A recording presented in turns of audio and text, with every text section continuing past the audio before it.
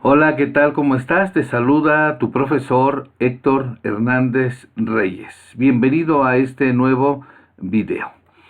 Aportación de Galileo en la construcción del conocimiento científico. Aprendizaje esperado.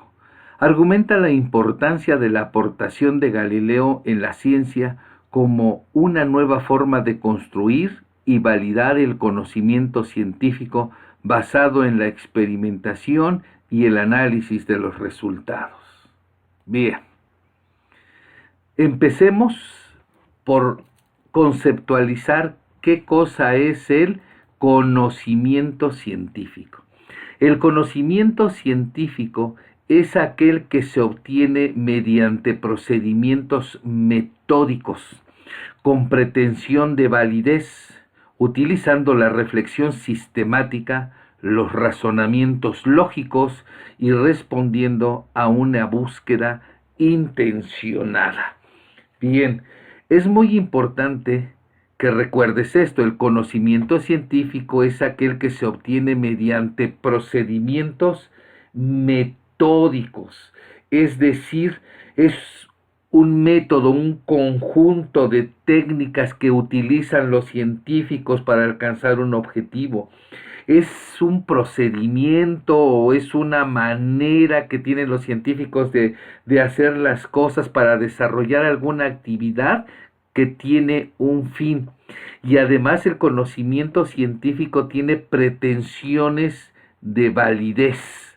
Esto es muy importante. Siempre que se hace un estudio, se pretende que tenga validez ante la comunidad científica, utilizando la reflexión sistemática, los razonamientos lógicos y respondiendo a una búsqueda intencionada. También se puede decir que el conocimiento científico se logra mediante la aplicación del método científico a la solución de problemas de investigación. Es otra forma de conceptualizar lo que es el conocimiento científico, ¿sí? Que es aquel que obtenemos cuando aplicamos el método científico. Más adelante, en este mismo video, vamos a ver lo que es el método científico. Hay algo muy importante que debes de saber. El conocimiento científico es una aproximación crítica a la realidad, apoyándose en el método científico que fundamentalmente trata de percibir y explicar desde lo esencial hasta lo más prosaico el porqué de las cosas y su devenir, o al menos tiende a este fin. Lo que te trato de decir con esta nota es que el conocimiento científico es una aproximación de la realidad. Te voy a poner como ejemplo los modelos atómicos. No se ha podido observar un átomo. Sin embargo, los modelos atómicos que tenemos en la actualidad son una aproximación a esa realidad, por los experimentos que se han hecho, por las diversas comprobaciones. Entonces, J.J. Thomson, Rutherford, Bohr, en fin, varios científicos han propuesto una imagen, te lo voy a decir así, una imagen que es el modelo atómico que ellos han sugerido. Pero esto es una aproximación. Esto es un ejemplo porque en la naturaleza, en la física, hay muchas cosas en las que tenemos que aproximarnos. Al mismo Bohr, cuando se inscribió a la universidad y dijo que quería estudiar física, le dijeron que ya estaba agotado el conocimiento, que ya no tenía caso que se inscribiera en física, y sin embargo se ha demostrado que el conocimiento es inacabable. Nunca vamos a dejar de aprender como humanidad. Si como seres humanos no vamos a dejar de aprender, tampoco como humanidad. Bien, y todo esto van a ser aproximaciones de lo que observamos en la naturaleza. Es cierto, existen leyes ya sumamente comprobadas, como es el caso de las leyes de Newton, pero un gran caso de la física moderna está basado en teorías. Muy bien, por eso dice que el conocimiento científico es una aproximación crítica a la realidad. Bien, continuemos con esto. Y ahora nos vamos al método científico. Históricamente, la ciencia moderna comienza con Galileo Galilei, a quien se le reconoce como el creador o el padre del método científico experimental por dos aportaciones significativas: haber establecido las matemáticas como lenguaje formal de la ciencia y hacer el conocimiento científico experimentalmente verificable. Estas son las dos razones principales por las que se considera a Galileo Galilei como el creador, como el padre del método científico. Claro que fueron mucho más científicos después de él los que fueron aportando ideas y métodos al método científico, hasta la llegada de Isaac Newton, quien perfecciona el método científico. Incluso sus historiadores de Isaac Newton dicen que cuando él le comentaba a uno de sus discípulos que trataba de ver las fuerzas del universo, le dijeron: maestro, no hay matemáticas para estudiar eso.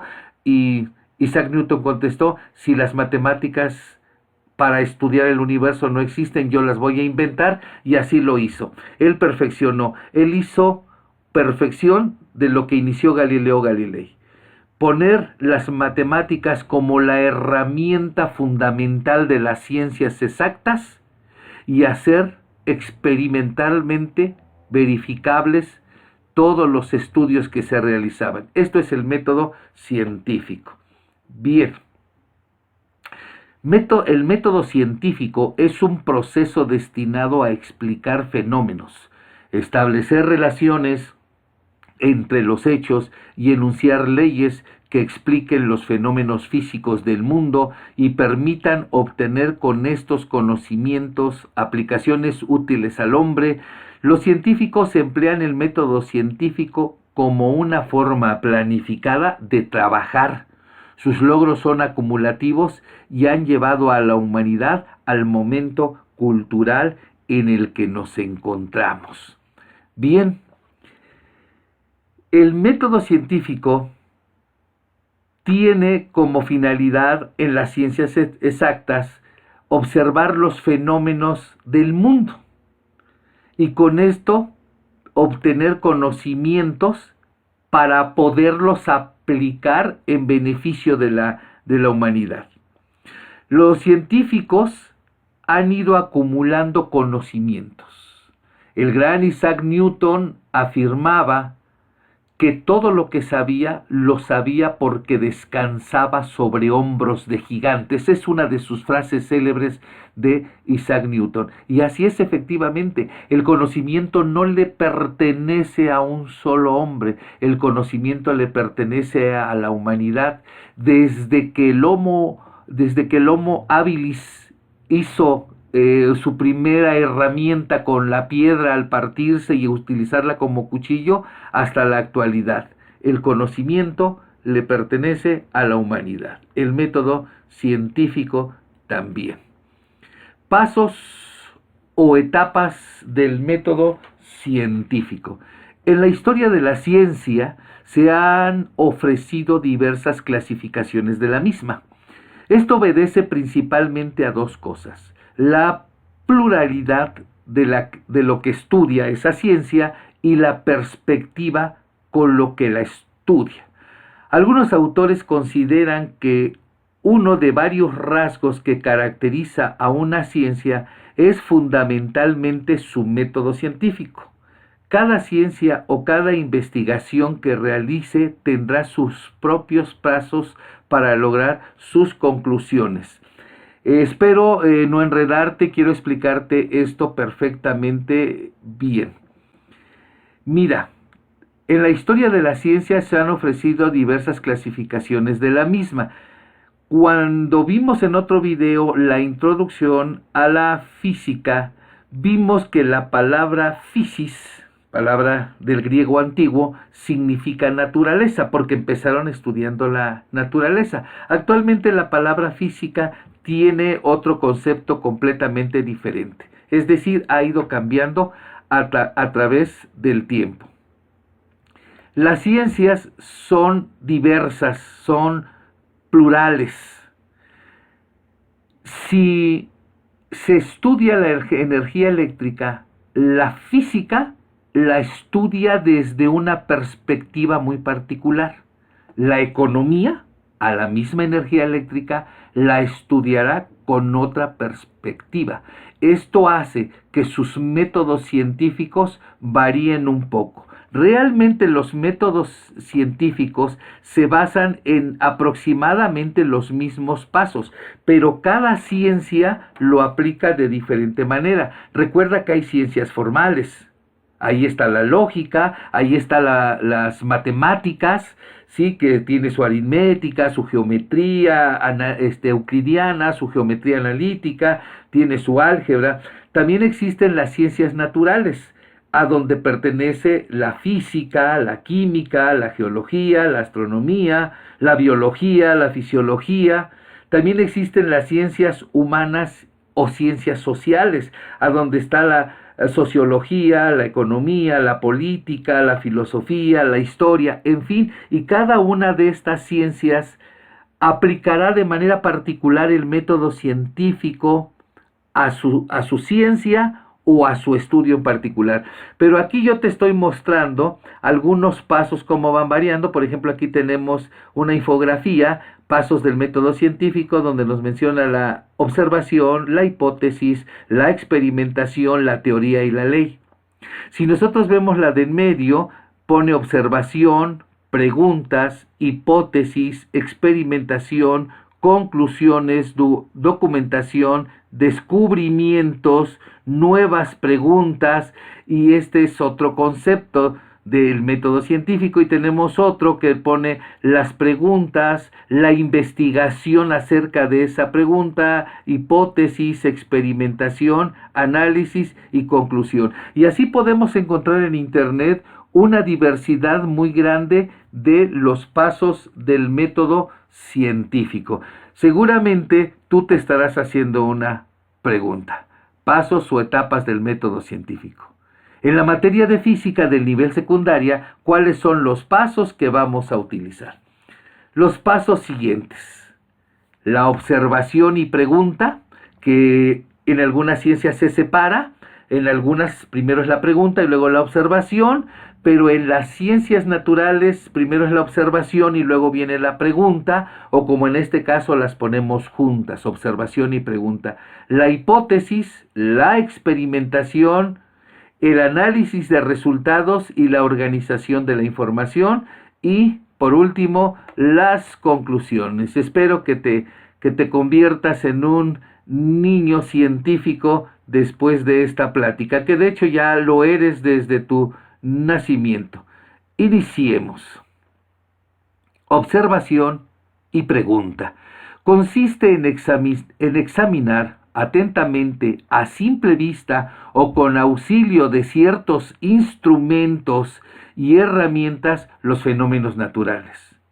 Es un proceso que nos permite obtener datos acerca de los objetos, hechos o fenómenos. La falta de conocimiento pleno de un fenómeno natural que está siendo observado se expresa en términos de una pregunta. Luego de la observación mediante razonamiento, se formula una pregunta o más del mismo fenómeno. Bien, vamos a platicarlo más lentamente. ¿Sí? Nosotros empezamos a observar como seres humanos o como humanidad, empezamos a observar a simple vista o con instrumentos, el microscopio, el telescopio, en un plano inclinado. Empezamos a utilizar todo el medio que nos rodea. Y empezamos a hacernos preguntas. El hombre de las cavernas así empezó. Empezó a observar el cielo. ¿Por qué brillaban las estrellas? ¿Por qué llovía? ¿Por qué había relámpagos? ¿Por qué había truenos? ¿Por qué temblaba la tierra? ¿Sí? Eso es lo que él empezó a ver, a observar, y se empezó a hacer preguntas. Más adelante vamos a ver que empezó a hacer sus propias hipótesis, pero eso es lo que nosotros hacemos. Además, aquí en esta parte de la observación, yo te quiero hacer un comentario. Fíjate que existió el gran Albert Einstein, que tiene una frase muy famosa. Dice su apotegma: lo más importante de todo es nunca dejar de hacerte preguntas. La curiosidad tiene su propia razón de existir. Palabras de Albert Einstein. Con esto, el señor Einstein quiso decir que las personas siempre debemos de preguntarnos el por qué, el cómo de todo lo que nos rodea. Eso es lo que él nos está proponiendo con este apotegma tan importante. Bien, pasemos al siguiente paso. La hipótesis es una suposición, un pronóstico razonable acerca de la respuesta de la pregunta. Para que una hipótesis sea científica, debe ser susceptible de comprobarse experimentalmente. Es una explicación que contesta una pregunta. Luego debe ser comprobada para ver si es correcta o no. Decíamos, bueno, que desde la época de las cavernas el hombre empezó a hacerse varias preguntas y empezó a tener sus propias hipótesis de acuerdo a los conocimientos que él tenía. Así que empezó a atribuirle todos los fenómenos naturales a diferentes dioses. Nosotros ahora, cuando observemos las cosas, tenemos que hacer una suposición, un pronóstico. Eso va a ser nuestra hipótesis. Bien, pasemos al siguiente paso. Es muy importante. Esta es una de las diferencias que existió entre el estudio de Aristóteles con respecto a la caída libre y el estudio de la caída libre que hizo Galileo Galilei, la experimentación. Experimentación. El experimento que se realiza en la ciencia física proporciona medidas y datos que son y deben ser registrados. La descripción exacta de cada experimento hace posible reproducirlo y obtener los mismos datos. Bien, aquí vamos a ser estrictos como se es en las matemáticas, con la palabra datos. El experimento que tú realices es para que obtengas de él medidas y datos. Esto es muy importante. Medidas y datos que son y deben ser registrados. Y además debes de hacer una descripción exacta de cómo haces tu experimento, ya que todos los demás, para que le den validez a tus estudios, deben de reproducir tus experimentos y deben de obtener los mismos datos que tú, si es que tú hiciste las cosas correctamente. Muy bien, hay muchos experimentos en física. Ok, continuemos.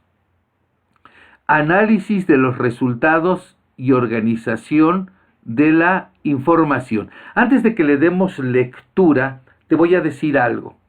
Dentro de los sistemas computacionales y de las matemáticas y de la ciencia existe una gran diferencia entre lo que son los datos, lo que es el proceso y lo que es la información.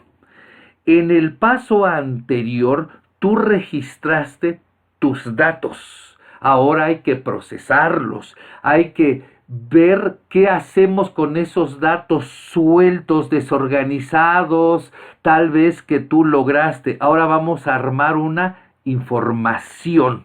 Bien, ahora sí leamos el concepto. Procesar los datos para obtener información y esta información proporcione conocimiento. Ahora, estos datos obtenidos durante la actividad de investigación tendremos que organizarlos en cuadros gráficos, esquemas, diagramas, fotos, para que se convierta en una información que sirva para construir un nuevo conocimiento científico. Una vez que has terminado tu experimento, entonces ahora tienes que organizar tu información. Te recuerdo, datos e información no es lo mismo. Información ya es esto, lo que tú le vas a presentar a la comunidad científica, ¿sí? Tus informes del experimento, tus diagramas, todas las experiencias que tuviste. Y esto es algo sumamente importante, el análisis de tus resultados, la organización de cómo vas a presentar esta información. Esta información, ¿sí?, puede tener conclusiones y comunicación de los resultados. En esta etapa es donde técnicamente se plantea la hipótesis como probada o desaprobada. Muchos alumnos de secundaria me preguntan acerca del estudio del libro azul hecho por la NASA. Te voy a decir qué pasó con los estudios del libro azul, al menos en forma oficial, del libro azul durante la década de los 70s, desde los 60s, 70s y muy avanzados los 80s. Se llegó a una conclusión, ¿sí?, que estaba desaprobada la hipótesis, que aquello que habían pensado de que teníamos visitas de seres de otros mundos, de seres extraterrestres, fue desaprobada. Es decir, la hipótesis no funcionó. Sin embargo, esto no lo confundas con lo que se va a ver en el origen del universo. Bien, te repito, en esta etapa es donde técnicamente se plantea la hipótesis como probada o desaprobada. Si tu hipótesis es probada, es cierta, es válida, qué bueno, hay que festejarlo. Si tu hipótesis es desaprobada, también hay que festejarlo. La ciencia así es. La ciencia es ensayo y error y se aprende al comprobar una hipótesis falsa. También así se aprende. Nunca debemos decepcionarnos si nuestra hipótesis no es aprobada. Si comprobamos que la hipótesis planteada es verdadera, nuestra conclusión será válida. En caso de que los hechos investigados no coincidan con tu hipótesis, esta será no válida, por lo que tendremos que replantear la hipótesis. Por eso es bueno equivocarse, hay que replantear la hipótesis. Los resultados suelen ser publicados y compartidos. Ningún ser humano, ningún laboratorio tiene derecho a quedarse con los resultados de su investigación. Le pertenecen a la humanidad. Ya te expliqué por qué. Por eso deben de ser publicados y compartidos con la comunidad científica, permitiendo la verificación de los hallazgos y brindando a otros la oportunidad de continuar con la investigación. Recuerda, es una obligación que compartas tus conclusiones. No olvides que el éxito de la ciencia, tomada de la mano con la tecnología, le ha proporcionado a la humanidad la capacidad para entender y explicar el universo, lo que pasa en la Tierra, y transformar el mundo para nuestro beneficio. Estamos viviendo con esta comunidad, con esta tecnología actualmente, gracias al esfuerzo de muchos hombres. Ojalá y te haya servido este video del conocimiento científico. Te espero hasta la próxima. Espero que te conviertas en un niño científico. Hasta pronto.